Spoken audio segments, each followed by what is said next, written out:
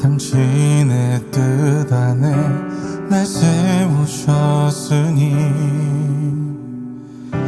인생의 바람에 내 삶은 들려도 주님의 손에 모두 다 맡기네.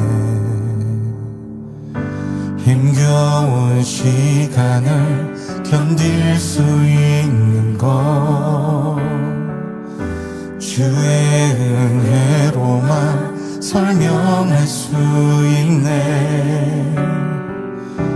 이전에 보이신 신실하신 은혜 여전히 내 삶을 주의 은혜로 살게 하시네.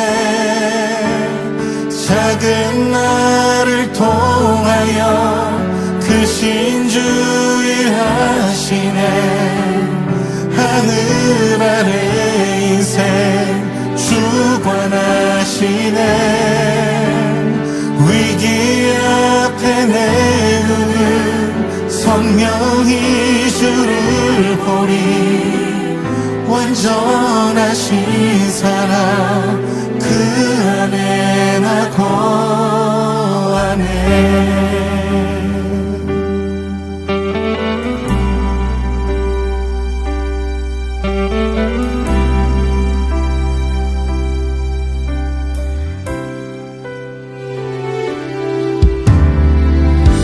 내가 사는 오늘 걸어가는 이 길 당신의 뜻 안에 날 세우셨으니 인생의 바람에 내 삶은 들려도 주님의 손에 모두 다 맡기네. 힘겨운 시간을 견딜 수 있는 것 주의 은혜로만 설명할 수 있네. 이전에 보이신 신실하신 은혜 여전히 내 삶을 주의 은혜로 살게 하시네. 작은 나를 통하여 크신 주 일하시네. 하늘 아래 인생 주관하시네. 위기 앞에 내 눈은 선명히 주를 보리. 완전하신 사랑 그 안에 나 거하네.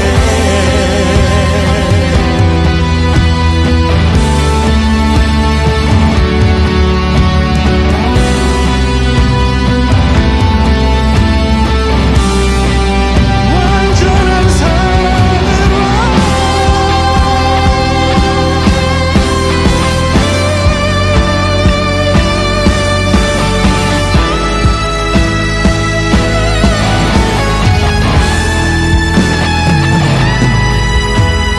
작은 나를 통하여 크신 주 일하시네.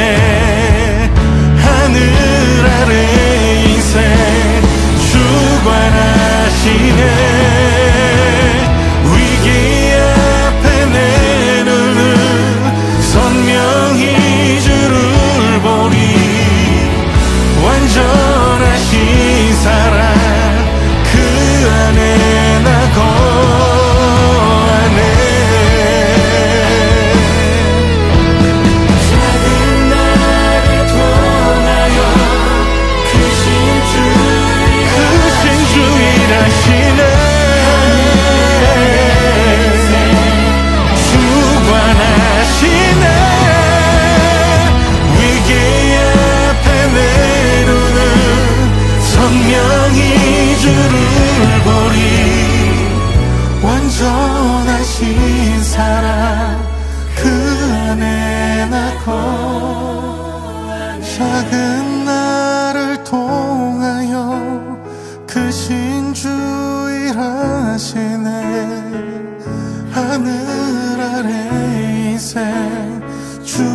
완전하시네.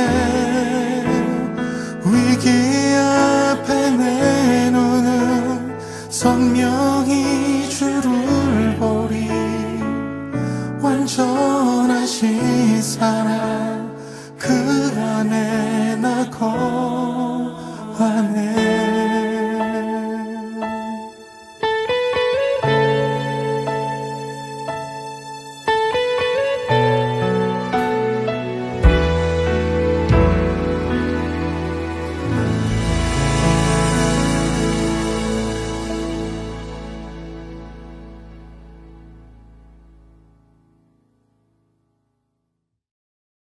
말라기 4장 4절부터 6절까지 말씀.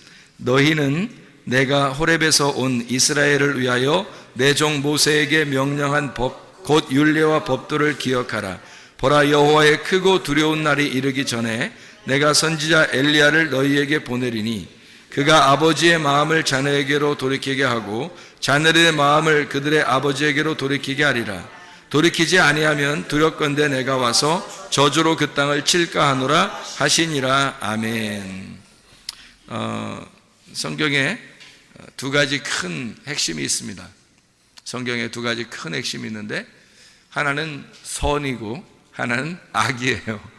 그게 성경의 두 가지 큰 핵심이에요. 선과 악이라고 해야 되는 거죠.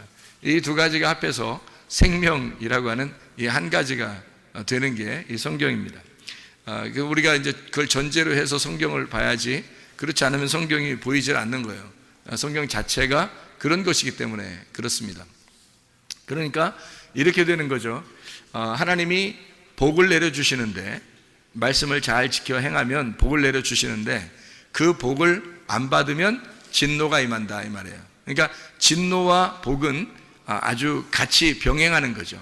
그러니까 진노하고 복은 같이 병행한다. 그러니까 선과 악은 같이 병행해서 우리에게 찾아오는데, 우리가 선을 선택하지 않으면 악한 것이 우리에게 온다는 얘기예요. 그러니까 하나님의 복이 임하지 않으면 하나님의 진노가 같이 임한다, 이런 얘기입니다. 그러니까 여호와의 크고 두려우신 날, 여호와의 크고 두려우신 날이 어떤 날이겠어요? 여호와의 크고 두려우신 날이, 그날 여호와의 크고 두려우신 날이 임하는데, 그때는 언제냐면 그 전에 엘리야를 보낸다고 그랬고, 그리고 침례 요한을 보낸다고 그랬거든요. 그러니까 침례 요한하고 엘리야를 보내는데 어떤 말씀을 너희가 기억하고 있어야 된다? 모세의 율례를 너희가 기억하고 있어야 된다. 그러니까 모세와 엘리야와 침례 요한은 사실은 같은 입장인 거예요. 모세와 엘리야와 침례 요한은 같은 입장인데, 엘리야와 이제 엘리야 같은 그런 침례 요한을 너에게 보낸다. 어떻게? 언제? 크고 두려운 날이 임하기 전에 보낼 것이다, 이런 얘기죠. 그러면 크고 두려운 날이 임하는 날은 어떤 날이에요? 그 날은 구원의 날인 거죠. 크고 두려운 날은 구원의 날인 거예요. 그런데 그 구원을 너희가 구원으로 받지 못하면 어떤 날이 된다? 그 날이 진노의 날이 된다. 무슨 말인지 알겠지? 그러니까 구원과 진노는 같은 날이 있는 겁니다. 같은 날, 동시에 있는데 구원을 구원으로 받지 못하면 그러면 너희에게 진노가 임한다. 여기에 이제 그 말씀을 해주고 있는 거예요. 그러니까 엘리야와 모세가, 이제 엘리야와 그 모세의 율법, 그리고 침례 요한이 너희에게 임하는 그날, 너희에게는 둘 중에 하나가 임하는 거죠. 우리에게는 둘 중에 하나가 임하게 돼 있어요. 뭐가 임하게 돼 있다고요? 구원 아니면 진노가 임한다는 거죠. 그러니까 여러분에게 이제 하나님 말씀이 증거될 때는 어떤 말씀이 증거되는 거예요? 어떤 말씀이 증거되냐면 모세의 율법, 그리고 엘리야의 말, 그리고 침례 요한의 말이 증거되는 거죠. 이것이 증거되면, 먼저 증거되면 그 다음에 이걸 받은 사람이 구원을 받는다 그러면 누굴 받은 거예요? 이 말씀을, 그러니까 엘리야와 침례 요한을 만나서 그 말씀을 받았더니 이 사람에게 누가 온 거야? 그러니까 누가 찾아온 거예요? 뭐가 찾아온 거예요? 구원이 찾아오는 거예요. 그러니까 구원의 길을 가르쳐 줬으니까, 구원의 길을 알려줬으니까 구원이 찾아오겠죠. 그 구원이 누구예요? 예수님이죠.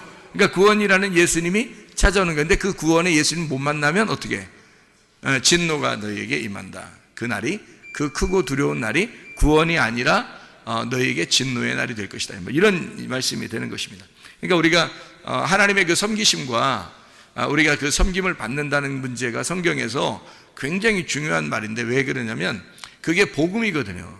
하나님이 우리를 섬겨주시면 복음이 되는 거예요. 내가 열심히 하나님을 섬기면 율법이 되는 거고요. 그러니까 성경에서 이게 율법과 복음의 아주 중요한 차이점이거든요. 그러면 열심히 섬기는 것은 누구만 해야 돼요? 예수님만 해야 되는 거예요. 예수님만 열심히 섬기는 거예요. 섬김을 열심히 받는 사람들은 우리가 돼야 되는 거고요. 그러니까 우리가 열심히 섬김을 받으면 복음이 되는 거고요. 열심히 우리를 섬겨주면 그게 율법이 되는 겁니다. 그러니까 그게 예수님이 율법으로 우리를 섬겨주시는 거예요. 자, 그게 예수님이 우리에게 율법으로 섬겨주면 그거를 우리는 복음이라 그렇게 말을 하는 거죠. 다시 말하면 이런 거죠. 율법 자체가 나쁜 게 아니고, 생각을 해보세요. 침례 요한 자체가 나빠요? 안 나빠요? 안 나쁘죠. 엘리야 자체가 나빠요? 안 나빠요? 안 나쁘죠. 그러니까 엘리야가 갈멜산에서 막 전투를 일으켜가지고 전투에서 바알 제사장들을 막 목을 쳐서 죽였어요. 승리해가지고 이스라엘 백성들 보고 왜 가운데서 머뭇머뭇 하려느냐, 하나님을 여호와를 선택하려면 나한테로 와라, 그렇게 얘기하잖아요. 그럼 아니면 저쪽 바알 숭배자들한테 가야 되는데 그 바알 숭배자들은 다 목을 쳐서 죽인단 말이에요. 그러니까 엘리야 자체는 바알 숭배자들 입장에서는 완전히 심판자죠, 엘리야가. 그래 이스라엘 백성들한테는 구원자가 되는 거예요. 그렇죠? 엘리야 자체가. 그러니까 한쪽에서는 무서운 사람이지만 한쪽에서는 아주 사랑의 사람인 거죠. 이게 예수님의 모습과 똑같죠. 예수님이 이 땅에 오셔가지고 장애인들이나 병든 자나 소경이나 이런 분들을 섬길 때, 연약한 여인들, 사마리아 여자 같이, 또는 삭개오 이런 사람들을 섬기고, 그리고 38년 된 병자를 섬기고, 강도 만난 자를 섬기고, 또 맹인들을 이렇게 섬기고 병자들을 섬길 때, 그때 예수님은 그들에게는 구원자잖아요. 그런데 바리새인들 입장에서는 어떻게 해요? 예수님이 심판자란 말이에요. 그러니까 예수님이 똑같은 복음인데 그것이 어떤 사람에게는 심판으로 다가오고 어떤 사람에게는 은혜로 다가오더라. 그러니까 예수님 자체가 뭐예요? 그러니까 율법이었던 거죠. 율법. 그러니까 하늘에서 이 땅에 내려온 것이 구약 성경에서 계속 앞으로 내려올 것이다, 이런 은혜 말씀이 내려올 것이다 라고 계속 구약에서 얘기했던 것이 다 뭘 얘기했던 거예요? 그러니까 율법을 얘기했던 거예요. 그러니까 율법이 내려온다. 그 율법이 하늘에서 내려오는 비인데, 그 비가 계속 동일하게 계속 내려오는데 그 율법 안에서 누군가 오신다는 거예요. 그게 예수님인 거죠. 그 율법 안에서 율법을 완성하러 오시는 거예요, 예수님이. 그러니까 창조가 계속 있었으면 창조의 완성이 안식이죠. 7일날, 그죠? 그것처럼 예수님이 율법이 계속 구약에 있었단 말이에요. 이 율법을 마지막 안식으로 끝내는 율법의 완성이 예수님이었다는 거지. 그러니까 그건 율법으로 온 거예요. 그렇죠? 그 율법으로 오는데 그 율법이 우리들에게는, 그러니까 죽을 수밖에 없는 죄인들에게는, 맹인들에게는, 삭개오에게는, 사마리아 여자에게는 그것이, 그 율법이 복음이 되더라는 거죠. 그러니까 참다운 율법, 완성된 율법. 그 완성된 율법이 성경에서는 뭐라고 가르쳐요? 완성된 율법이 사랑이라고 가르치잖아요. 그러니까 로마서 13장에 율법의 완성이라는 말이 나오죠. 그죠? 로마서 13장에. 그러면 율법의 완성이라는 이 말이 뭐라고, 율법의 완성을 뭐라고 여기서 소개한다고요? 율법의 완성은 사랑이라고 말해요. 로마서 13장 10절입니다. 사랑은 이웃에게 악을 행하지 아니하나니 그러므로 사랑은 율법의 완성이니라. 그러니까 하나님 자신이 어떤 분이라는 거예요? 사랑이라는 거죠. 어떤 사람에게 사랑인 거예요? 예수님은 무조건 사랑해야 되는데 왜 그럼 어떤 사람한테 막 욕하고 그랬죠? 이상하잖아요, 그죠? 그렇죠? 그러면 예수님은 침례 요한의 일을 바로 이어서 맡은 자예요. 그럼 침례 요한은 또 어떤 자냐고요? 그러면 침례 요한의 전에 있던 엘리야는 어떤 자예요? 그럼 그 앞에 모세는 어떤 자예요? 자, 생각을 해보세요. 모세가 엘리야로, 엘리야가 침례 요한으로, 침례 요한이 예수님으로. 자, 이게 다 연결됐다고 생각하면, 여러분 생각해보면 이게 다 따로 떨어져 있는, 나누어져 있는 사람이 아니라 이게 연결됐다고 생각을 하면 예수님도 그 율법 안에서 오셨다는 얘기 아니에요? 그런데 모세도 엘리야도 침례 요한도 다 어떤 사람에게는 원수같이 여겨진 거고 어떤 사람에게는 사랑의 사람, 선지자로 여겨진 거란 말이에요. 이해가 돼요? 그것처럼 예수님도 이 땅에 오시니까 어떤 사람들에게는 원수 같지만 예수님이 어떤 사람들에게는 굉장히 사랑이 넘치는 사람이었다는 거죠. 예수님 자체가. 그러니까 율법이라는 게 그런 특성을 가지고 있어요. 한쪽에서는 칼로 이렇게 나누는 심판의 의미를 가지고 있다면 한쪽에서는 그게 은혜의 단비와 같은 그런 것을 율법이라고 말하는 겁니다. 그러니까 율법 자체에 이렇게 말하면 상당히 사람들은 율법하면 막 나쁜 거 이렇게 하도 인식을 해서 그래요. 성경에 이제 바울 사도가 그런 식으로 써놔서 율법으로 구원받을 사람이 아무도 없다 이런 식으로 써놨기 때문에 율법 그러면 굉장히 이상하게 봅니다. 율법으로 구원받을 사람이 없죠. 누가 완성하기 전까지는, 예수님이 와서 완성하기 전까지는 구원받을 사람이 없는 거예요. 그런데 그 율법을 완성하신 분이 있어요. 뭘로? 사랑으로 완성하신 분이 있는데 그가 예수 그리스도란 말이에요. 그러면 그 율법이 더 이상 우리에게는 구원하지 못할 율법이 아니라 복음이 되는 거죠. 그 율법 자체가 복음이 되는 거예요. 그러니까 하나님은 처음부터 여러분에게 눈 딱 감고 야 그냥 사랑 내 사랑아 그냥 이런 식으로 안 한단 말이에요. 반드시 율법으로 다가와서 사랑하시는 거예요. 그러니까 여러분은 간혹 어떤 느낌이 드는 거냐면 하나님이 한편으로는 무섭다 이런 느낌이 들 거예요. 그게 정상입니다. 하나님이 그러나 그런 그 두려운 하나님이시지만 굉장히 사랑이 많으시고 긍휼이 많으시고 자비하시고 우리를 아주 애처롭게 보시는 하나님이시다 하는 그 말도 맞는 얘기예요. 무슨 말인지 알겠죠? 율법 안에서 오신 그 예수님, 주님이 이제 그 율법을 완성하셨다, 그 사랑으로 완성하셨다 이런 생각을 하게 되면 성경이 이게 나누어져서 보이는데 그게 원래 하나였구나 이렇게 알게 되는 거죠. 이거를 이제 우리가 잘 생각해야 성경이 이해가 돼요. 그렇지 않으면 성경 어떤 말은 여러분 옛날에 성경을 읽어보면 이런 생각이 들죠. 여기는 이해가 되는데 여기하고 맞춰보면 이해가 안 돼. 뭐 이런 것들이 꽤 있었죠. 왜냐하면 이 앞에하고 뒤에하고 안 맞게 생각을 했었으니까 그런 거예요. 똑같이 이게 다 같이 하나로 연결돼서 생각을 했어야 되는데 이쪽에서 읽을 때는 여기만 앞에만 이해가 되고 뒤에 부분 읽을 때는 뒤에만 이해가 돼. 앞에하고 뒤에하고 합쳐놓으면 이해가 안 돼. 여기선 이 말하고 여기선 이 말을 이상하다. 하나님 왜 여기선 이 말하고 여기선 이 말일까? 이런 생각이 들 때가 있죠. 그죠? 하나님이 똑같은 말을 이쪽에서는 반대로 얘기하고 이쪽에서는 또 반대로 얘기하고 막 그런 게 있어요. 예를 들어서 뭐 효도하라 그러잖아요. 성경이죠. 효도하라고. 그럼 또 한쪽에서 어떻게 부모하고 원수를 맺으라 그렇게 또 얘기하잖아요. 이런 게 이제 이 성경에서 이게 다 합쳐져야 되는 건데 이게 합쳐지지 못했을 때는 이게 나누어진 거예요. 선, 악으로 나누어진 거란 말이에요. 이게 딱 이렇게 나누어진 거죠. 선악이라고 그러면 이제 어떤 걸 선악이라고 그러냐면 선한 거는 효도하라는 게 선한 거겠죠.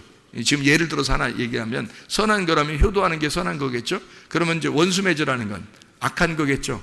그런 거예요. 그러니까 선과 악으로 이렇게 나누어지는 건데 그거를 두 개 합치면 이게 악한 거예요. 선, 악이에요. 그게.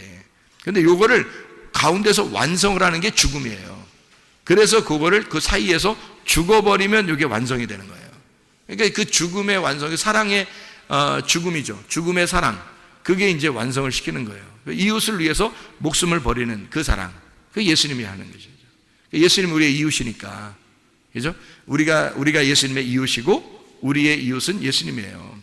그러니까 예수님과 우리는 서로 이웃인데 원수가 아니고 이웃이에요. 그래서 원수인 나를, 율법으로 원수를 맺었던 나를 율법이 오셔서 완성, 이웃을 사랑함으로 완성을 했단 말이에요. 그래서 십자가 못 박혀 죽으셔서 이 율법이 완성이 됐어요, 이미. 그래서 결론은 항상 성경의 결론은 다 선한 것으로 나옵니다. 성경의 결론은 무조건 다 선한 것으로 나와요. 그러니까 그런 하나님을 여러분이 인정한다면 하나님은 우리를 선하게 섬기시고 인도하시는 하나님이구나 라는 걸 전제하고 성경을 봐야 되는 거죠. 그러니까 그렇게 하신 하나님이라고 하는 건 뭘 전제했다는 얘기예요? 선악으로 나눠졌다는 얘기예요? 생명으로 하나가 됐다는 얘기예요? 생명으로 이미 하나가 됐다는 얘기예요. 어떻게 하면 선악이 생명으로 하나가 되는 거예요? 어떻게 하면? 죽으면, 선악으로 죽으면 생명으로 하나가 되는 거예요. 그래서 우리 보고 주님을 따라오라는 거예요. 그래서 너희가 선악으로 죽으면 네가 선악의 눈으로 보지 않고 두 눈으로 보지 않고 한 눈이 없어지면 하나의 눈으로 보게 될 것이다. 그게 생명이라는 것이다. 하나님이 그토록 우리를 사랑하시는 거다라고 하는 그런 얘기입니다. 자, 두 개가 한 개로 보인다는 얘기를 좀 이제 이해가 되겠죠. 무슨 말인가? 여기서 진노를 받는다, 복을 내린다. 구원을 주신다, 진노하신다. 구원을 구원으로 받아들이지 못하면 진노가 임하는 거다. 그게 같은 날 오는 거다. 그래서 이쪽 진노가 오는 쪽에서 볼 때도 크고 두려운 날이고요, 구원의 날이 오는 것도 크고 두려운 날입니다. 그러니까 하나님의 날은 크고 두려운 날이에요. 그런데 한쪽에서는 구원의 찬양을 하게 되고 한쪽에서는 통곡하는 진노가 임하게 되는 것입니다. 그게 이제 누가 임하면 그렇게 된다고요? 누가 오면? 침례 요한이 오면 그런 일이 벌어진다고. 그럼 그 침례 요한이 누구의 이름으로 왔다고요? 엘리야의 이름으로 왔다고요. 엘리야처럼 왔다고. 그 엘리야는 뭐 어떤 말씀으로 왔다고요? 모세의 말씀으로 왔다고. 이게 다 세트라니까. 세트 알잖아 우리. 세트 알잖아. 자, 모세, 엘리야, 침례 요한, 이게 세트라고요, 성경에. 그래서 모세, 엘리야, 침례 요한 이름 많이 나오죠, 성경에. 이게 세트니까 기억하고 있어야 되지. 그게 율법의 대표예요. 그러니까 모세, 엘리야, 침례 요한. 그래서 말라기서의 지금 4장 4절부터 6절까지의 말씀은 세 사람의 이름이 나오죠. 어떤 사람의 이름이 나와요? 예, 그러니까 엘리야의 이름으로 오는 자가 하나 있고, 그리고 모세의 율법이 먼저 나오기죠. 모세의 율법이 먼저 나오고, 그 다음에 엘리야의 마음을 가진 자가 나온다는 거예요. 그가 침례 요한이죠. 그러니까 모세, 엘리야, 침례 요한, 맞죠? 그렇게 오게 되면 그가 오면 그 길을 마련해서 누군가를 만나도록 한다는 거예요. 그 만나도록 하는 그 날이 크고 두려운 날이다, 이런 말씀이죠. 이해가 되겠죠, 무슨 말인가? 자, 우리 그러면 이제 마태복음 11장 11절 12절의 말씀을 우리 한번 보면은 거기에 뭐가 나올까요? 마태복음 11장 11절 12절의 말씀에 보면, 내가 진실로 너에게 말하노니 여자가 낳은 자 중에 침례 요한보다 큰 이가 일어남이 없도다. 그러나 천국에서는 극히 작은 자라도 그보다 크니라. 침례 요한의 때부터 지금까지 천국은 침노를 당하나니 침노하는 자는 빼앗느니라, 이렇게 되어 있잖아요. 그러니까 그 침노한다는 말이 나오고, 그 다음에 빼앗는다는 얘기가 나오고, 그 다음에 천국이라는 말이 나오잖아요. 그러면 여기서 침례 요한보다 그 전에는 큰 사람이 있다, 없다? 없다. 그러면 침례 요한보다 큰 사람이 없으니까 앞에 구약의 성경 중에서 엘리야가 침례 요한보다 커요, 안 커요? 안 크다. 모세가 커요, 안 커요? 안 크다. 침례 요한이 가장 크다. 솔로몬이 더 커요, 안 커요? 안 크다. 침례 요한이 가장 크다. 지금 그런 얘기 하는 얘기죠? 다윗보다 더 크다, 노아보다 더 크다. 어이구, 어마어마하네. 이제 침례 요한이 진짜 어마어마한 사람이네요, 여기죠? 왜 이렇게 얘기했을까요? 왜 침례 요한보다 다 작다고 그랬을까? 앞에 있는 사람들은 침례 요한이 율법의 마지막 주자예요. 그러니까 왜 그 달리기 할 때 잘 뛰는 사람을 최고 마지막에 두잖아. 릴레이 경주할 때, 그죠? 이렇게 5명이 달리기 한다면, 이어서 달리기 한다면 마지막 달리는 사람이 최고 잘 뛰는 사람이 마지막 달리죠. 그러니까 침례 요한이 가장 율법 중에서 가장 잘 달리는 사람이란 말이에요. 가장 잘 달리는 사람 침례 요한이에요. 그 침례 요한이 나중에 어떤 이름으로 바뀌느냐면요, 사랑의 사도 요한으로 바뀌는 거예요. 이름이 똑같은 이름이잖아요. 그러니까 침례 요한이 뭘로 바뀌느냐면, 이게 침례 요한의 그 율법이 완성이 되잖아요. 그러면 사랑의 요한이 되는 거예요. 이게 성경에 보면 요한복음 하면 막 사랑이 넘치죠. 요한 1서, 요한 2서, 요한 3서 그러면 막 사랑이 넘치잖아요. 하나님은 사랑이시다 막 이러고 막 이러잖아요. 그게 뭐 때문에 요한을 갖다 그렇게, 요한이 또 그렇게 그런 글을 쓰게 되도록 하나님이 허락하셨을까? 그게 침례 요한이 율법의 마지막 주자로 왔기 때문에 그 율법이 완성된 예수가 마지막 이제 오잖아요. 침례 요한 다음으로 예수님 오잖아요. 그러면 요한이 사랑의 하나님을 소개하는 거예요. 그러니까 이 사랑의 순서를 소개하느라고 침례 요한이 예수님을 거쳐 사랑의 요한이 되는 거란 말이에요. 아니, 물론 이 사람이 죽었다가 요한으로 부활해서 무슨 윤회했다 이런 말이 아니에요. 그런 말이 아니라 성경의 그 요한이라는 이름 자체가, 그 요한이 침례 요한이라는 이름하고 요한, 그리고 예수님 거쳐서 그 다음에 사랑의 요한이 된단 말이에요. 마지막에 십자 못 박혀 돌아가실 때 누구만 거기 십자 밑에 있었어요? 제자 중에서 요한만 있었어요. 요한만. 그래서 예수님 뭐라 그래요? 요한 보고 이제 오늘부터 네가 어머니 모셔라 그러잖아요. 그 어머니한테 뭐라 그래요? 오늘부터 아들 하세요 이쪽 이렇게 하셨잖아요.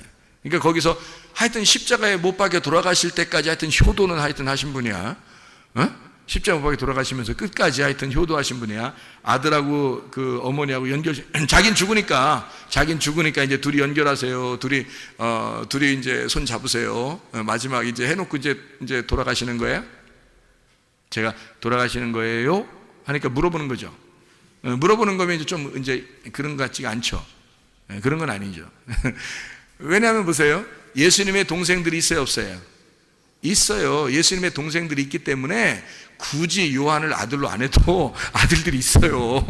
아들들이 있다고. 예수님 동생들이 다 살아 있었어요. 그렇기 때문에 요한이 아니더라도 이미 아들들은 있어요. 근데 굳이 거기서 왜 사랑의 사도 요한을 예수님의 어머니 마리아의 아들로 만들어 놨냐면, 이제 육신으로 온 예수 그리스도가 십자가 못 박혀 돌아가셔요. 그러니까 이제는 이 아들의 일이 끝났잖아요. 아들의 일이 끝났어요. 그러면 이제 여기 마리아의 아들로서 온 사람이 예수님인데, 그럼 다른 동생들도 있었잖아요. 근데 다른 동생들은 많이 성경에서 언급을 안 해요. 왜냐하면 마리아가 어떤 여자예요? 마리아가 어떤 여자예요? 마라에서 나온 이름이 마리아라 그랬죠? 예, 마라. 이게 마라에서 온 마리아라고 했어요. 그러면 이 마라가 뭐죠? 쓰다라는 이름이에요. 그러니까 쓰다. 잉태의 고통. 쓰다. 그러면 왜 쓴 건가요? 왜 써요? 죄가 있으니까 쓰죠. 그러니까 죄악 가운데 죄악으로 잉태된 아들을 가진 자, 마라란 말이에요. 이 마라의 쓴물에서 예수가 나오면 뭐가 되겠어요? 배가. 원래 배는 마라예요. 배는 쓴 배예요. 죄가 있는 배인데, 아들이 이 속에 잉태되면 내 속에 있는 죄를 다 끄집어내서 아들이 끄집어 가지고 나온단 말이에요. 그럼 배가 어떻게 되겠어요? 깨끗해지겠죠? 깨끗해지니까 거룩한 배가 되는 거예요. 이제는 쓴 물이 단물로 바뀐단 말이에요. 이게. 그래서 한 배에서 쓴 물이 단물로 바뀌는 여자. 마라가 마리아가 된 여자예요. 근데 이 마리아가 어느 여자를 갖다가 성경에서 설명하려고 마리아가 나온 걸까요? 마리아가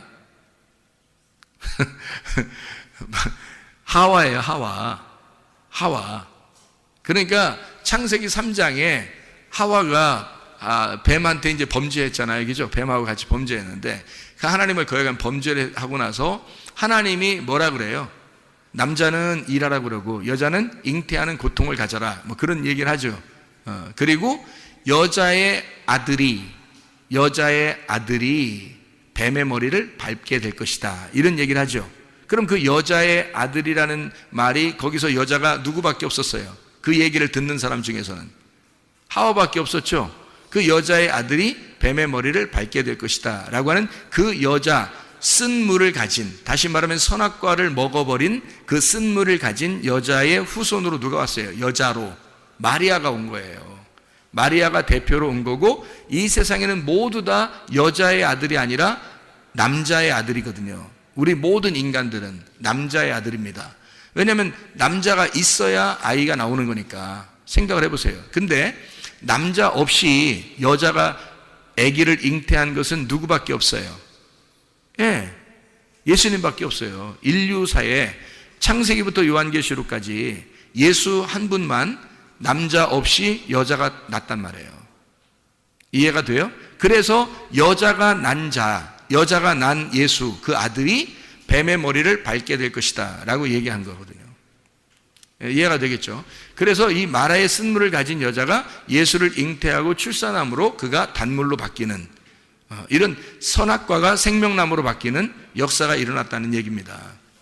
그 아들이 이 땅에 오셨거든요. 그러니까 마리아에게서, 여자에게서 유일하게 태어난 남자가 누구라고요?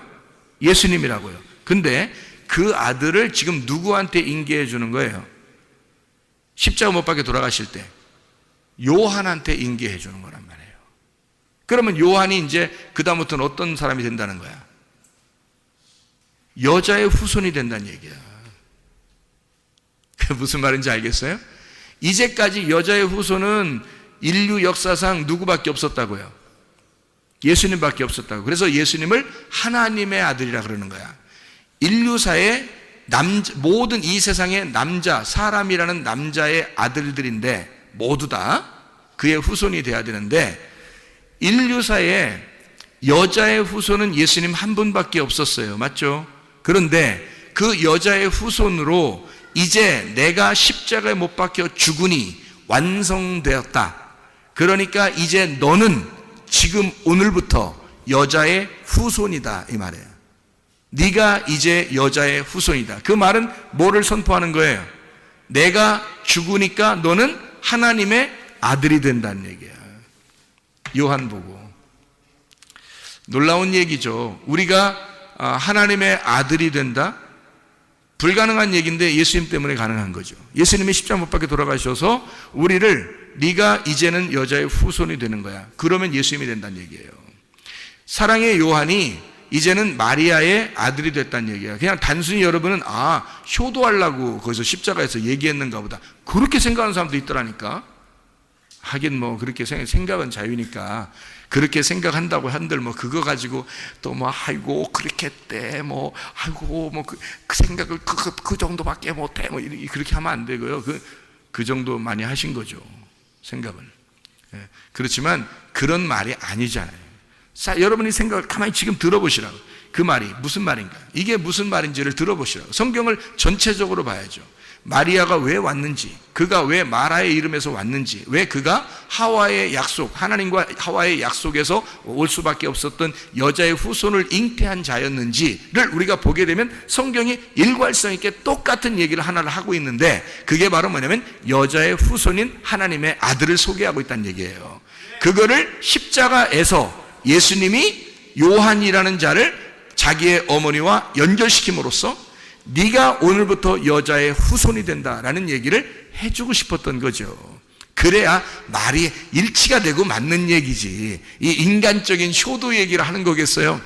하긴 뭐 효도하셔야지. 그렇지만 성경을 좀 더 영적으로 좀 생각을 해보자는 말이에요. 좀 더 깊이 진리의 말씀을 영적으로 좀 생각할 수 있어야 되지 않겠습니까? 깊이 있게. 그죠? 우물물을 자꾸 이렇게 퍼내서 깊이 있는 그 우물의 깊은 물을 마셔야 더 시원하고 그게 더 생수죠. 그렇죠? 자, 어쨌든 이게 여자의 후손으로 온 게 사랑의 사도 요한이에요. 그러니까 침례 요한이 사랑의 사도 요한으로, 그래서 하나님의 율법이 하나님의 사랑으로 완성이 되었다. 이러면 하나님의 여자의 후손인 하나님의 아들이 된다. 무슨 말인지 알겠죠? 자, 그래서 사랑이 완성이라는 말이 그냥 단순히 뭐 사랑하면 완성된다 그런 말 아니에요. 그러니까 율법이라는 그 자체를 완성할 때, 다시 말하면 예수의 죽음을 전제로 할 때 십자가 사건이 율법의 완성이다. 이런 얘기를 우리에게 해주고 있는 말씀들입니다. 자, 우리 이제 성경 한 보고 마치도록 하겠습니다. 마태복음 11장의 11절 12절에 침례 요한이 침노하는 그 이후부터는 침노하는 자라는 거예요. 그러면 예수님 때부터는 어린아이라 할지라도 침례 요한보다 크다는 거죠. 침례 요한이 구약에서 가장 큰 자였는데, 왜 가장 큰 자냐면 이 사람이 예수님의 얼굴을 직접 본 사람이에요. 그 전에는 다 이렇게 그 그림자로 봤다고요. 왜냐면 직접 나오지 않았으니까. 근데 직접 나와서 그와 함께 살고 동시대에 그 예수를 동일하게 엘리야와 같은 선지자였지만, 모세와 같은 율법을 가진 자였지만, 침례 요한만 유일하게 예수님의 얼굴을 직접 만나고 본 사람이란 말이에요. 그러니까 이 세상에 뭐 앞에가 훌륭한 선지자들이 얼마나 많아요. 사실 율법 그러면 모세고요, 선지자 그러면 엘리야거든요. 근데 그거를 뛰어넘은 자가 침례 요한이라고 한 것은 왜 그러냐면 직접 복음의 하늘의 아들을 직접 본 거예요, 이 침례 요한이. 그러면 이제 직접 본 하나님의 아들 이후부터는 어떻게 되는 거예요? 여기서는 이제 어린아이라 할지라도 침례 요한보다 큰 거죠. 왜냐하면 앞에 침례 요한까지는 율법이었고, 그 예수님 안에서는 침례 요한보다 더 큰 자가 예수님이니까, 예수님이 침례 요한보다 더 큰 자니까 그 예수님 안에서는 어린아이도 침례 요한보다는 크다는 얘기죠. 그러니까 누가 침노하느냐는 거예요. 예수님이 침례 요한 때까지 이제 이 때부터 지금 천국이 올 때까지 계속 침례 요한까지는 율법의 시대였는데, 그때부터 천국은 침노를 받는데요. 침례 요한 때부터 천국이 침노를 받는데, 그럼 그 침노한다는 말이 어떤 의미라고요? 침노가 비아조라는 단어입니다. 강제로 들어가다라는 말이고, 이게 비아, 폭력이라는 단어입니다. 비오스, 생명이라는 말이고요. 침노하는 자가 빼앗는다 할 때 그 침노하는 자가 비아스테스라는 단어고, 이게 난폭한 사람, 폭력자를 말합니다. 폭력자만이 그걸 빼앗게 된다는 거예요. 이게 비아조에서 나온 단어고요. 강제로 들어간다는 말입니다. 그러니까 침노에 들어간다는 걸 의미하는 거예요. 구원은 그러니까 그냥 단순하게 은혜로 받지만, 그 구원을 받은 것을 이 하나님의 말씀을 깨닫고 완성을 하려면요, 이게 계속 침노에 들어가야 되는 거예요. 침노에 들어가는 거예요. 그러니까 이 침례 요한 때부터 예수님까지 계속 폭력을 당한다는 거예요. 이게. 그러면 왜 폭력을 당한다는 단어를 썼을까? 이렇게 폭력을 당한다는 단어를 왜 여기다가 썼을까 하는 얘기예요. 그게 율법이었기 때문입니다. 율법이었기 때문에. 그게 폭력이라는 거예요. 그러니까 율법이라고 하는 건 어떻게, 뭐라고 했어요? 율법은 폭력과 사랑이 같이 온다 그랬죠. 그죠? 그러니까 진노와 구원이 같이 온다 그래요. 그게 율법이라고요. 근데 이 예수님은 이 율법의 어느 부분을 맡았어요? 은혜의 부분을 맡은 거예요. 예수님이 율법이 이렇게 하나인데, 율법이 구원과 진노가 같이 오고, 율법의 은혜와 이 징계가 같이 오는데, 그 중에 은혜의 부분을, 복음의 부분을 누가 맡았냐면 예수님이 맡은 거예요. 그러면 그 전에 있는 사람들은 다 징계를 맡아야 되는 거거든요. 그 할당된 분야가 그런 거예요. 할당된 분야가 그런 거지, 그 사람들이 뭐 나쁘다 이런 의미가 아니란 말이에요. 할당된 분야가, 모세, 엘리야, 침례 요한에 맡은 분야가 뭐냐면 침노하는 겁니다. 그러니까 침노, 폭력하는 자가 누가 돼야 되느냐면, 침례 요한 때부터 예수님 천국이 올 때까지가 계속 침노를 당하는, 폭행을 당하는 거니까 잘 생각해 봐요. 폭행하는 자가 있을 거 아닙니까? 난폭하게 폭행하는 자가 있을 거 아니에요. 그게 뭐겠냐고요. 침례 요한 때부터 천국이 올 때까지 계속 폭행을 당한다는 거예요. 그러면 이 폭행하는 자가 누군가 있어야 되잖아요. 그게 누구냐고요? 침례 요한이란 말이에요. 침례 요한 때부터 천국이 올 때까지니까 침례 요한 때부터 계속 폭행이 일어나요. 그리고 예수님 오신다면 천국이 온단 말이에요. 그러면 그 사이에 그 폭력을 행사하는 자가 침례 요한이죠. 그러면 또 이제 이걸 우리가 잘 생각해 봐야 돼요. 왜 이걸 생각해 봐야 되냐면, 여러분 그 누가복음 10장 30절에 보면 강도 만난 자가 나오는데, 강도 만난 자가 어떻게 됐죠? 때려 맞아가지고 어떻게 됐어요? 거의 반 죽었다는 얘기예요? 아니면 반 딱 잘라서 죽었다는 얘기예요? 반 딱 잘라서 죽었다는 얘기예요. 헤미다네스라는 단어인데요, 이게 헤미다네스가 헤미라고 하는 절반이라는 단어하고요, 드네스코, 죽는다라는 말의 합성어예요. 그래서 반이 딱 절반이 죽었다는 얘기입니다. 그러니까 반이 잘라졌다는 얘기예요. 반을 딱 자르는 게 누가 하는 거냐면 선악과가 하는 겁니다. 선악과가. 그러면 이 사람이, 이 강도 만난 자가 만난 그 강도는 뭔 거예요? 그러니까 선악과인 거예요. 그러니까 선악과를 담당하는 율법이 만난 거예요. 그러니까 선악과를 담당하는 율법이 이 강도 만난 자를 만난 거예요. 그게 강도였던 거야. 그러니까 그 강도를 담당하는 사람들이 있었어요. 성경 구약에. 그 사람들이 제사장들하고 레위인들이야. 그래서 그 사람들은 지나가는 거예요. 왜? 잘 만난 거거든. 강도를 잘 만났잖아요. 그 제대로 만났다, 너 강도를. 이렇게 해서 지나가는 거예요. 자기들이. 그러니까 우리가 이제 그냥 보면은, 아우, 이 사람들 진짜 인간적으로 사랑도 없어. 뭐 이 사람들 인간도 아니야. 뭐, 야, 우리는 그렇게 살지 말자. 뭐 이러면서 얘기를 해요. 그러면 이제 성경을 진짜 엉덩이가 뚱뚱하게 보는 거예요. 진짜. 그게 진짜. 성경을 그러니까 전혀 다른 눈으로 보는 거예요. 성경이 하나님의 눈으로 보질 않고 그냥 진짜 자기 눈으로 보는 거예요. 야, 우리 착하게 살자. 이러면 안 되겠다. 야, 이제, 야, 사람이 인간이 진짜 그럴 수 있냐? 뭐, 누가 옆에서 그렇게 막, 이렇게, 강도 만나가지고 이렇게 힘들어 하는데, 그냥 지나쳐. 우리 레위나 제사장들, 그 사람들 외식하는 사람들이니까 그런 식으로 살지 말고 사랑을 해줘야 돼. 막 이렇게 얘기하는데요. 제사장과 레위인이 지나간 이유를 제가 가만히 여기서 생각을 해봤어요. 우물을 파고 또 파고 또 파서 깊이 생각을 해봤어요. 그 깊은 우물을 이렇게 들여다보니까 제사장과 레위인이 그 사람을 지나칠 수밖에 없었던 이유는 그가 제대로 강도를 만났기 때문입니다. 제대로 강도를 만났기 때문에 딱 반이 잘라진 거예요. 그러니까 제사장 레위인이 더 이상 건들 게 없는 거야. 자기들이 건들 게 없어서 그냥 지나가는 거예요. 반 잘라지는 역할을 제사장 레위인, 그 율법이 해야 되는 거거든요. 그 율법이 담당하는 거예요. 그게 선악과가 담당을 해야 되는 거거든요. 제대로 감당을 했어요. 제대로 담당해서 제대로 잘라놓고 가는 거야. 그러니까 누구만 오면 돼요? 선한 사마리아인만 오면 되는 거예요. 선한 사마리아는 왜 온 거예요? 자기가 반쪽이니까. 반쪽을 잃어버린 반쪽이에요. 그게 선한 사마리아인이야. 그래서 반쪽을 찾아서 좀 먼 길을 온 거예요. 지금 반쪽을 찾아서 하늘에서 이 땅으로 반쪽을, 자기의 잃어버린 반쪽을 찾아온 거예요. 그러니까 반쪽을 만났으니 제대로 만난 거죠. 그러니 선한 사마리아인은 당연히 만나러 오는 거고요. 제사장 레위인들은 잘라놓고 잘라진 걸 보고 가는 거고요. 확인하고 가는 거고, 선한 사마리아인은 자기 잃어버린 반쪽을 찾아서 온 거죠. 자, 이런 말씀드립니다. 성경이요. 얼마나 감사한지. 우리는 사실 이 땅에서 잃어버린 반쪽이 되어야 그 나를 찾으러, 자기의 잃어버린 반쪽을 찾으러 오신 예수님을 만나요. 그 잃어버린 자가 되어야 돼요, 우리가. 그래서 예수님이 이 땅에 아폴림이 잃어버린 자, 파괴된 자, 그런 자를 찾아서 구원하려 함이라. 이렇게 주님께서 삭개오 만났을 때 그렇게 얘기하잖아요. 사람들이 막 비난하고 그러니까 왜 삭개오 만나서 구원해요? 말하니까 예수님이 그런 말해요. 누가복음 19장 10절 말씀에 나는 인자는 잃어버린 자를 찾아서 구원하려 함이라. 이렇게 말해요. 뭘 잃어버린 거예요? 반쪽을.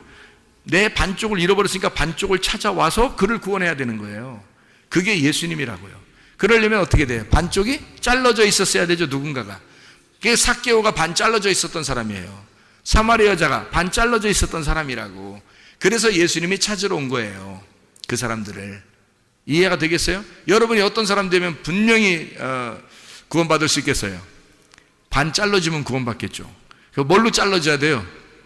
율법, 모세, 엘리야, 침례 요한에 의하여 반 잘라져야 된다는 얘기입니다. 이해가 되겠습니까? 그렇게 되면 예수님이 찾아오신다는 얘기예요. 율법과 모세, 엘리야, 침례 요한은 하나였으니까 그게 우리를 자르는 역할을 가지고 있는, 헤미다네스를 역할을 하는, 헤미 절반, 드네스코 죽이는, 반을 딱 잘라 죽이는 역할을 하는 자니까 그것이. 그래서 요한복음 10장에 8절 10절에 보면 예수님은 선한 목자인데 누가 먼저 온다겠어요? 도둑, 강도가 먼저 온다. 절도자가 먼저 와서 너희를 도둑질하고 그리고 죽이고 멸망시킨다. 이렇게 얘기하는 거죠. 그래야 너희들을 도둑질하고 죽이고 멸망시켜야, 너희들을 하나님의 그 마음에서 너희를 빼앗으면 도둑질이잖아요. 그럼 옛날에 그 율법을 가르치던 사람들이 대부분 어떻게 했어요? 이스라엘 백성들에게. 예수님이 왜 왔어요? 사람들이 그 율법으로 하나님 백성들을 자꾸 뺏어가니까, 그러니까 하나님이 직접 내려와서, 그 아들이 내려와서 자기 하나님의 마음에서 뺏어가는 자를, 하나님의 마음에서 뺏어가는 자를 찾아오는 거예요. 그러니까 그걸 뺏어가는 자가 있었는데 그걸 도둑이요, 절도, 죽이고 멸망시키는 자다, 이렇게 얘기한 거죠.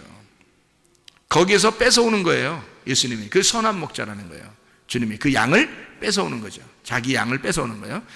누군지 알겠죠? 그러니까 이게 자기들 양이 아니야. 이게 도둑놈들 양이 아니에요. 이 도둑놈들이 누구예요? 그러니까 율법사들, 제사장들, 바리새인들, 이런 사람들이에요. 율법을 가르치는 자들이라고요. 하나님의 마음을 모르고 가르치는 자들, 그게 도둑놈이라는 거예요. 마음을 뺏은 거잖아요. 하나님의 마음에서 우리를 양들을 뺏어간 거란 말이에요. 그러니까 하나님 마음 모르게 한 거죠. 마음은 모르고 그냥 겉으로 율법만 알도록 만들어 놓은 거예요. 그러니까 그 마음이 뺏긴 거죠. 하나님으로부터 마음을 뺏은 자, 그가 강도, 도둑이고 절도, 멸망시키고 죽이는 자란 말입니다. 이해가 되겠어요? 거기서 예수님이 와가지고 뺏어오는 거예요. 하나님의 마음으로 뺏어서 다시. 그래서 하나님의 마음으로 예배를 드려라, 이렇게 얘기하잖아요. 너희들 겉으로 막 헌금하고 겉으로 뭐 선한 일하고 뭐 이러는데 이 독사의 자식들아 뭐 이러면서 너희들은 하나님의 의와 인과 신을 버렸다 이렇게 말하잖아요. 하나님의 마음을 너희가 모르고 갔다는 거죠. 하나님의 마음을 모르고 행동하는 것이더라, 이런 얘기들을 하는 거잖아요. 그렇죠? 그러니까 절도, 강도, 이게 먼저 와야 된다는 게, 이게 나쁜 거예요? 아니면 율법이에요? 율법. 하나님의 마음에서 율법으로 빼앗은 자들이 있어요. 그게 누구냐면 율법이고, 그게 모세고 엘리야고 침례 요한이었다는 겁니다. 그래서 하나님 입장에서 보면 이 밑에서 먼저 온 자들이 하나님의 마음을 폭행한단 말이에요. 예수가 이 땅에 오니까 율법이 이걸 폭행하는 거예요. 그래서 율법을 아는 자, 율법으로 예수님을 죽이는 겁니다. 율법으로. 그래서 율법 안에서 죽임, 타살 당해야, 율법 안에서 타살, 죽임을 당해야 우리를 구원하는 거예요. 율법 안에서. 그게 이제 하나님의 구원의 방법인데요. 하나님 자신이 죽임당하는 그런 이야기입니다. 자, 요한복음 5장을 한번 봐봐요. 요한복음 5장 45절을 한번 여러분이 보면 우리를 고발하는 검사, 고발하는 자가 있는데 우리를 잡아가고 고발하는 자가 나와요. 거기에 뭐라고 나오냐면 이렇게 나오죠. 요한복음 5장 45절의 말씀입니다. 내가 너희를 아버지께 고발할까 생각하지 마라. 너희를 고발하는 이가 있으니 곧 너희가 바라는 자 모세니라. 모세가 뭔 잘못했길래 모세가 고발한다 그래요. 율법의 고발자가 모세래요. 그러면 여기서 이제 고발하는 자, 그러니까 우리를 일로 바치는 자, 참소하는 자, 그러니까 마귀가 하는 일을 모세가 한다는 거예요. 그 일을 땅에서 감당한다는 게 모세라는 거야. 그러면 이게 무슨 말이냐 이거야. 이게 성경에 일치적으로 보면 먼저 온 자란 말이죠. 먼저 온 자니까 모세, 엘리야, 침례 요한. 그때부터 주님, 하나님의 아들이 침노를 당한다. 침범, 폭행을 당한다는 얘기예요. 그럼 이 폭행을 당해서 이 예수가 죽으면 여기 있는 게 어떻게 해요? 여기 있는 법이 없어져 버리는 거예요. 법은 원래 있는데, 없는 게 아니라 있는데 사람이 죽었기 때문에 없어지는 거야. 이 법을 끌어안고 사람이 죽었잖아요. 누가? 예수님이 죽어버렸잖아. 그러니까 더 이상 법이 없어져 버린 거예요. 우리한테. 우리를 정죄할 법이 없는 거예요. 그래서 너희가 뭐가 죄라는 거예요? 그럼 너희를 정죄할 법이 없어졌다잖아. 법 있잖아. 있는데 그 있는 거는 이렇게 예수님이 오셔서 죽으셨다는 걸 설명해 주려고 그러는 거예요. 그러면 뭐가 이제 죄라는 거예요? 법은 없어졌으니까 뭐가 죄예요? 그 죄를 용서하신 예수님을 안 믿는 게 죄라 그러잖아요. 그래서 요한복음 16장 9절에, 그죠? 그러니까 죄는 더 이상 이제 율법이 아니라 율법이라는 법이 없어졌단 말이야. 사람이 죽었기 때문에. 그래서 그 예수님이 그걸 율법을 끌어안고 다 죽었으니까, 법이 없어졌으니까 이제 뭐가 죄냐면 그 예수님을 안 받아들이면 그게 죄라는 거예요. 그래서 용서받지 못한다는 거예요. 그게. 다른 거는 다 용서받아요. 다른 거는. 그래? 다른 거 다 용서받아? 그럼 내 교회 다니고 내 예수 믿었는데 내가 한번 내 할 짓 한번 해볼까? 뭐 이렇게 하면 이제 그건 넌 믿은 게 아니지. 너는 믿은 게 아니지. 너는 거짓이었지. 그 능멸하는 거죠. 하나님을 능멸하는 태도입니다. 그럴 수가 없어요. 죄를 질 수가 없습니다. 그러니까 하나님 안에서 사는 거를 죄가 없다 그렇게 말하는 거예요. 하나님과 한 마음이 돼서 사는 거를 죄가 없다 그렇게 얘기하는 거란 말이에요. 그러니까 고발자가 누군지 아셨죠? 이제 침노하는 자가 누군지 아셨죠? 그게 먼저 와야 천국이 침노를 당하고 천국이 폭행을 당해야 그 다음에 자기가 죽임을 당하죠. 타살당하고 죽임을 당해야 이 법이 끝나잖아요. 율법을 끌어안고 죽었으니까. 그래서 법이 끝나버리는 거란 말이에요. 우리한테는. 그래서 예수가 우리에게 복음이 되는 거예요. 예수님을 받아들인 사람에게는 복음이 되는 거고, 안 받아들인 사람은 여전히 율법이 존재하고 있으니까 모세, 엘리야, 침례 요한이 계속 너를 고발할 거란 말이에요. 이해가 되겠죠? 계속 우리를 모세, 엘리야, 침례 요한이 와서 너희를 고발하는 거예요. 그러면 이제 그가 고발자니까 마귀가 참소하는 자잖아요. 참소하는 자처럼 너희를 율법이 와서 너를 계속해서 고발할 것이다 그 말이에요. 왜요? 왜 고발해요? 왜 고발해요? 우리를 하나님이 사랑하시니까 고발하는 거예요. 왜 그런지 알아요? 자, 모세하고 율법, 엘리야하고 침례 요한 왜 왔는지를 우리가 알아야죠. 그분들이 왜 우리 앞에 와야 하는지. 목사가 왜 여러분 앞에서 여러분에게 진정으로 죄를 깨닫게 하는지 그걸 알아야죠. 예수님 만나게 하기 위해서입니다. 예수님 만나게 하기 위해서. 그러니까 모세나 엘리야나 침례 요한이 다 같이 어떤 사람들이냐면요, 이 사람들이 하나님의 계시의 말씀을 깨달은 주님의 종입니다. 이 사람들이요. 그러면 이 시대에도 어떻게 돼야 돼요? 진짜 예수를 만나게 하려면 도둑이 먼저 와야 되는데 그 도둑이 누구라겠어요? 우리들이라고 했죠. 나라겠다, 지도자라겠단 말이에요. 그러면 모세, 엘리야, 침례 요한 그리고 율법, 그 율법을 가진 주의 종들이 예수를 만나게 하는 율법, 그러니까 예수를 만나게 하는 그 도둑, 강도, 절도가 돼야 된단 말이에요. 그럼 그게 이제 우리가 생각할 때는 도둑놈, 절도, 강도, 그게 뭐야? 저 사람들이 교회 목사네 그러면서 우리 거 다 도둑질하고 그러는 거 아닌가? 이렇게 생각할지 모르겠지만 그걸 잘 알아야죠. 왜 모세가, 엘리야가, 침례 요한이 왜 우리를 폭행하고 침노해야 하는지, 왜 예수를 죽여야만 했는지, 그리고 예수를 죽인 것처럼 너희들에게 그렇게 찾아오는지, 왜 그 말씀의 율법의 말씀으로 우리를 왜 찾아와서 우리를 자꾸 때리는지, 가슴을 자꾸 치는지 그거를 알아야죠. 왜 그러는지. 하나님의 계시를 맡은 그 깨달은 종이 돼야지만이 그 일을 감당해야 되는 거고요. 그걸 모르는 종이 그냥 사람들 설교한다고 그냥 잘한다 이러고 그냥 사람들 귀에 듣기 좋은 말 하고 설교 잘한다 그러고 이렇게 하는 거는 아니란 말이에요. 아무나 이렇게 먼저 온 자가 있어야 예수를 만나는 거니까 먼저 온 자가 아무나 그냥 만나면 여러분이 예수님 만날 것이냐? 아니에요. 침례 요한 같은 사람 만나야 예수님 만나는 거예요. 엘리야 같은 사람 만나야 예수님 만나는 거예요, 여러분. 모세 같은 사람 만나야 되는 거예요. 그럼 이 사람들은 어떤 사람들이었어요? 하나님의 종이었어요. 하나님이 선택한 종이었다고요, 이 사람들. 그런 사람들이 있단 말이죠. 그런 사람을 만나야 여러분이 진짜 복음, 예수를 만날 수 있는 거예요. 아무나 그냥 그냥 설교한다고 다 그냥 그 사람들 다 똑같은 사람들일 거야. 아니, 성경에 이게 모세, 엘리야, 침례 요한이 다 다른 사람 똑같아요? 아니에요. 하나님이 분명히 선택한 주의 종들이 있다고요. 하나님이 선택한, 하나님과 진짜 한 마음이 된, 그래서 자기 역할을 감당해야 되는, 자기가 예수가 아니니까 예수를 만나게끔 하는, 자기가 위대해지고 자기가 능력이 많고 자기가 기적을 나타내고 자기가 표적을 나타내고 그러면 그 사람이 예수지. 그럼 딴 예수 만날 필요 없죠. 그 사람 만나면 되잖아요. 그러면 안 되잖아요. 그러면은 잘못된 종을 만난 거란 말이에요. 그건 진짜 잘못된 걸 만난 거고요.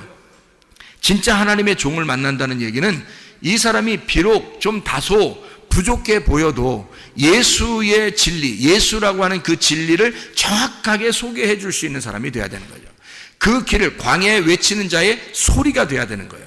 그 광야에 외치는 자의 그 임금을 만나게 하려고, 자기가 모시는 그 임금을 만나게 하려고 최선을 다해서 그 소리치는 자, 그거예요. 그러니까 그게 모세고 그게 엘리야고 그게 침례 요한이었던 거란 말이에요.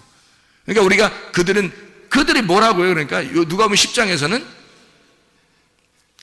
강도라고요. 딱 반 잘라서 죽이는 자. 여러분이 그렇게 반 잘라서 죽여줘야, 죽고 있어야 예수님이 와가지고 잃어버린 반쪽을 찾아온다 그랬잖아요. 그래, 여러분의 반쪽을 잘라주는 자가 필요한 거지. 여러분을 반쪽을 잘라주는 자가 그게 모세요, 그게 엘리야요, 그게 침례 요한이라는 얘기죠. 이해가 되겠습니까? 그 사람들은 하나님의 전적인 종이에요. 하나님의 계시를 깨달은 종이라고요. 그래서 이 사람들은 그런 일을 자기가 자기의 역할을 충분히 감당하는 거란 말이에요. 자기 잘 보이려고 하는 게 아니라, 이 사람들은 자기들 잘 보이려고 하지 않았어요. 하나님을 직접 만나게 하려고 애썼단 말이에요. 이 사람들은. 왜? 자기들은 자기가 진짜 그 복음이 아니니까 자기들은 그냥 잘라주는 역할을 하는 자란 말이에요. 그래서 길을 갖다 제시해 주는 자란 말이에요, 이 사람들이. 그러니까 도둑이라, 강도다, 먼저 온 목자다라고 하는 것은 하나님의 말씀의 길을 제시하는 자란 말이에요. 그게 모세, 엘리야, 침례 요한, 진리의 예수를 만나도록 길을 마련해 주는 자, 그걸 강도라 그런다고. 우리가 생각하는 강도하고 전혀 반대란 말입니다. 이게 성경에서 말하면 그래야 성경이 일치가 되죠. 한쪽만 보면 강도, 그럼 무조건 마귀 끝, 이렇게 하면 안 된단 말이에요. 이게 성경이. 그러면 먼저 온 자, 나중 온 자, 이게 안 맞는다고요. 그렇게 그냥 막 무조건 아무렇게나 얘기해버리면 성경이 일치가 돼야 되고 성경이 하나로 통일되어 있는 하나님의 말씀입니다. 이건 하나님께서 이미 계획에 의하여, 하나님의 전적인 계획에 의하여 순서대로 쓴 책이에요. 이게 성경이. 그걸 깨달아야 되죠. 세상의 어둠의 음녀 입장에서 생각해 보세요. 음녀가 여리고로 내려가고 있어요. 강도 만난 자죠. 여리고로 내려가고 있어요. 그러면 누가 와야 돼요? 강도가 와야 돼요. 와가지고 여리고 내려가는 걸 갖다 잘라버려야 되는 거지. 그냥 반 죽여버려야 되는 거지. 그러면 그 반 죽는 강도 만난 자를 어떻게? 감사합니다, 감사합니다, 그래야 되는 거죠. 왜냐면 반 잘라줬으니까. 여리고로 내려가니까 잘라버리더라 나를. 이거잖아. 그러면 이게 감사한 거야, 아니면은 막 황당한 거야? 감사한 거죠. 모세, 엘리야, 침례 요한을 만나야 된다고요. 그 강도를 만나야 된다고. 음녀 입장에서는 여리고의 길을 끊어주는 자, 여리고로 내려가는 그 길을 끊어주는 자란 말이에요. 이게 막 마음을 찢어놓는 자죠. 잘라놓는 자죠. 세상길 가지 말라고. 그러는 자가 모세, 엘리야, 침례 요한이란 말입니다. 다시 예루살렘으로 길을 돌이키라고, 예루살렘으로 네가 오던 길로 다시 돌이키라고, 그렇게 잘라주는 자란 말이에요. 제 갈 길 가는 어둠의 양이 있어요. 양들은 다 어떻게 간다고 그래요? 자기 갈 길 가요. 자기 갈 길을. 목자가 없으면, 그러니까 자기 제 갈 길을 막 가는 거예요. 목자가 없으면. 그게 양이에요. 제 갈 길 가는 그 양의 길을 끊어주는 자예요. 그냥 갑자기 그 앞에 길을 확 무너뜨려가지고 막 낭떠러지로 만들어버리는 거예요. 그래서 양이 그냥 꼼짝 못하게 만들어 놓는 거예요. 그러면 양 입장에서는 감사한 일이지, 그게. 그렇잖아요? 자기의 길을 끊어줬으니까. 그러니까 끊어주고 자기를 막 폭삭 망하게 하니까 어떤 분이에요? 그러니까 이게 강도라고 성경에 표현한 거지. 이해가 되겠어요? 그런데 그 강도는 어떤 강도야? 우리한테는 진짜 필요한 강도, 꼭 와야 할 강도. 강도여 옷이 없어서 뭐 이렇게 해야 된다니까. 그 강도여 옷이 없어. 왜? 먼저 그 강도가 오셨어야 되는 거예요. 오셔야 돼. 자기한테 그 강도가 오셔야 두 번째 선한 목자 되신 예수님이 오는 거거든요. 강도가 안 오니까, 사람들이 강도를 못 만나니까 예수가 예수를 안 찾아. 왜냐면 잃어버려 봤어요. 자기가 반이 잘라지지 않았으니까 잃어버린 반쪽이 어딘지 찾지 않는 거야, 자기도. 근데 반이 딱 잘라서 죽어봐요. 그러면 잃어버린 반쪽을 찾아, 자기도. 죽겠어 막 이러는데 자기도 잃어버린 반쪽이 막 어선가 막 어디선가 갑자기 나타나가지고 확 반쪽이, 잃어버린 반쪽을 찾아서 확 나타나니까 선한 사마리아인인 거야. 그게 무슨 말인지 이해가 되시죠? 무슨 말, 성경이. 자기의 갈 길 가는 어린 양의 길을 끊어주는 자, 그게 강도라고요. 그게 모세, 엘리야, 침례 요한. 음녀의 입장에서는 강도고 죽이는 자고 멸망시키는 자. 각기 제 길로 가는 양 입장에서는 그가 도둑이고 강도고 죽이는 자고 멸망시키는 자란 말이죠. 그렇지만 그것이 반드시 필요하다, 우리에게. 그걸 먼저 만나야, 그 침노하는 자, 폭행자를 먼저 만나야, 예수를 죽였던 그 폭행자가 누구인지를 정확하게 먼저 만나야 예수를 만날 수 있다는 거죠. 그를 먼저 못 만나면 예수 못 만나죠. 그 폭행자가 누구인지를 먼저 알아야죠. 그 율법 안에서. 침례 요한, 맹인을 만드는 자, 죽이는 자, 문을 완전히 닫아놓는 자, 휘장을 완전히 쳐서 안 보이게 만드는 자, 우리를 깜깜하게, 진짜 답답하게, 진짜 아무것도 앞에 길이 안 보이게 만드는 자, 그게 모세, 엘리야, 침례 요한이에요. 그럴 때 여러분은 죽겠어요, 하나님? 하나도 안 보여요. 내가 맹인인가 봐요. 하나도 안 보여요. 답답하죠? 그래야 예수님 찾는 거예요. 그래야 그 사마리아 여자처럼 애절하게 그 생수의 물을 기다리는 거예요. 그래야 삭개오처럼 막 달려와서 뽕나무 위에라도 올라가서 얼굴이라도 쳐다보고 싶은 거예요.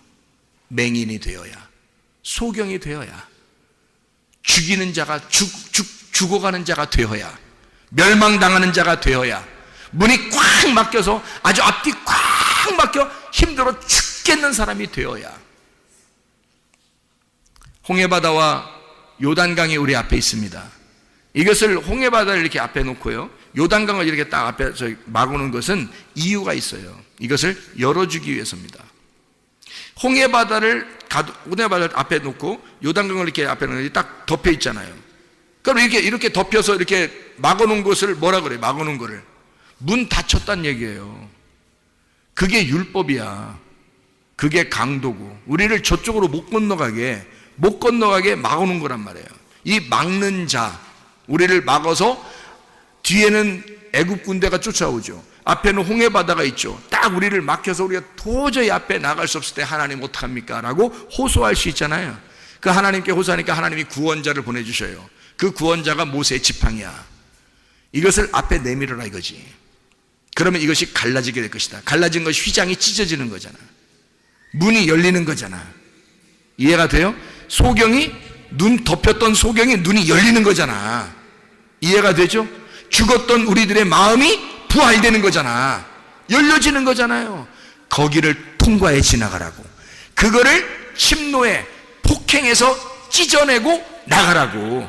그래서 내 마음이 닫혀져 있는 것을 누군가가 나를 찢어놓고 그 사이로 주님을 발견하고 주님을 보도록 만드는 거예요. 그게 우리를 침노하는 자. 천국은 계속해서 침노를 당한다. 계속해서 폭행을 당하고 있다.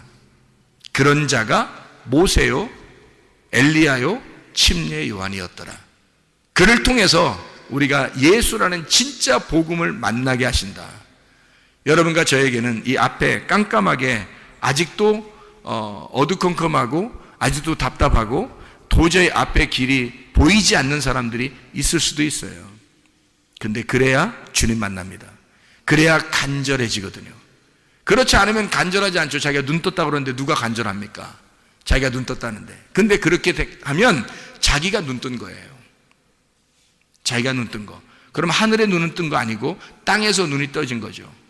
그거 아닌 거죠. 그런 사람은 빨리 소경이 돼야 되는 거죠. 그 소경을 만드는 자가 강도란 말이에요. 눈을 팍 쳐가지고 눈 안 보이게 만드는 거죠. 그러면 이제 어떻게 안 보여 하나님 어떻게 해? 그러면 하나님이 와서 구원자가 와가지고 열어주는 거지. 이걸 부활시키는 거야. 눈이 부활되는 거야. 이게 주님이 우리를 구원하시는 목적. 아가서 2장 13절 14절. 아가서 2장 13절 14절 한 절 읽고 마치도록 하겠습니다. 무화과 나무에는 푸른 열매가 익었고 포도나무는 꽃을 피워 향기를 토하는구나. 나의 사랑 나의 어여쁜 자야, 일어나서 함께 가자. 바위 틈 낭떠러지 은밀한 곳에 있는 나의 비둘기야, 내가 네 얼굴을 보게 하라. 네 소리를 듣게 하라. 네 소리는 부드럽고 네 얼굴은 아름답구나. 주님이 우리를 구원하신 목적은 우리와 함께 가자는 겁니다. 같이 하자. 내가 너와 함께 같이 가고 싶다. 나와 같이 살자. 나와 함께 동행하자. 나의 사랑하는 어여쁜 비둘기야, 나랑 같이 살자. 그게 하나님의 구원하시는 목적입니다. 우리의 인생 여정이 죽을 때까지 아무리 길다 할지라도 주님과 동행하면 행복할 것입니다. 주님과 동행하면 천국이 이루어질 것입니다. 우리 하나님 아버지 사랑과 은혜를 감사드립니다. 주 안에서 주님과 동행하다가 주님 만나게 도와 주시옵소서. 예수 그리스도 존귀하신 이름 받들어 기도 올려옵나이다. 아멘.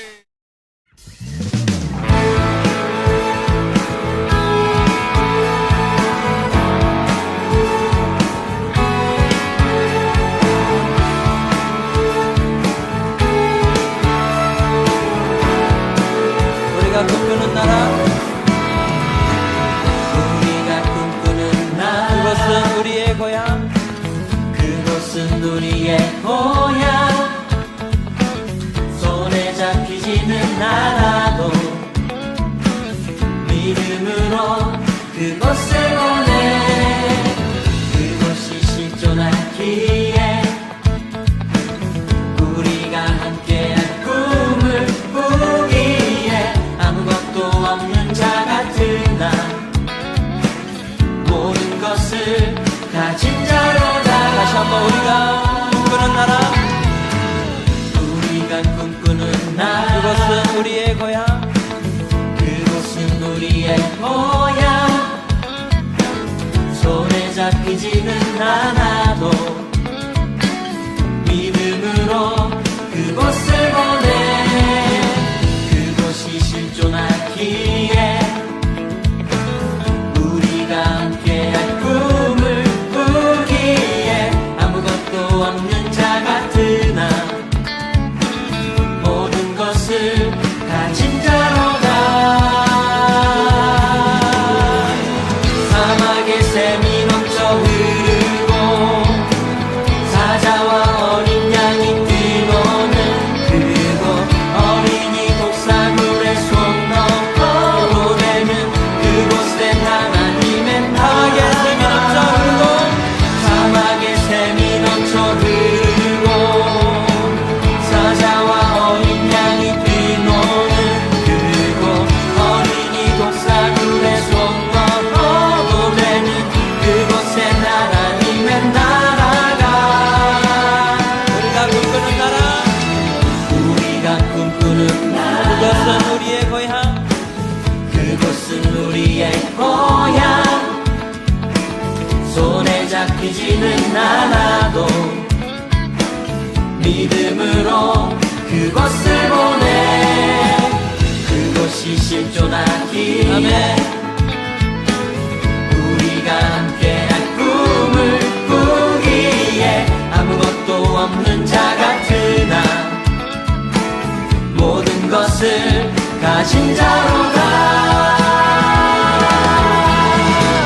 사막의 샘이 넘쳐 흐르고 사자와 어린 양이 뛰노는 그곳 어린이 독사물에 손 넣고 보내는 그곳에 사막의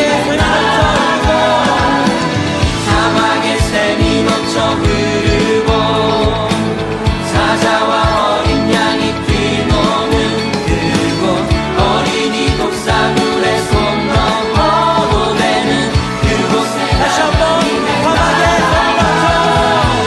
사막의 샘이 넘쳐 흐르고 사자와 어린 양이 뛰노는 그곳 어린이 독사물에 손 넣고 보내는 사막의 샘이 넘쳐 흐르고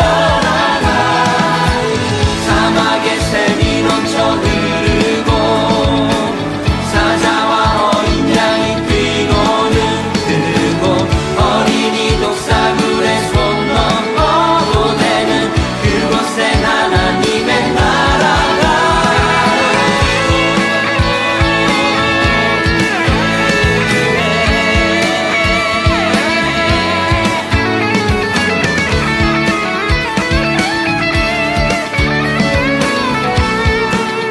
그날은 속히 오리라 그날은 속히 오리라 그날은 속히 오리라 아멘 그날은 속히 오리라 그날은 속히 오리라 그날은 속히 오리라 우리의 간절한 마음을 담아서 찬양합시다. 그날은 속히 오리라 그날은 속히 오리라 그날은 속히 오리라 사막의 샘이 넘쳐 흐르고 사자와 어린 양이 뛰노는 그곳 어린이 독사물에 손 넣고 보내는 그곳에 하나님의 나라 사막의 샘이 넘쳐 흐르고 사자와